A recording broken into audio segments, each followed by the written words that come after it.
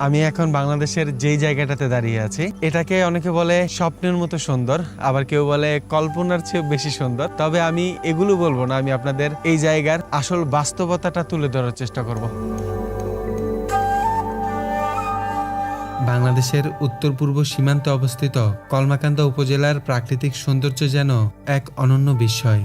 নেত্রকোনা জেলার এই সীমান্তবর্তী অঞ্চল পাহাড়, নদী, সবুজ বন আর শান্ত গ্রামীণ পরিবেশের জন্য বেশ পরিচিত।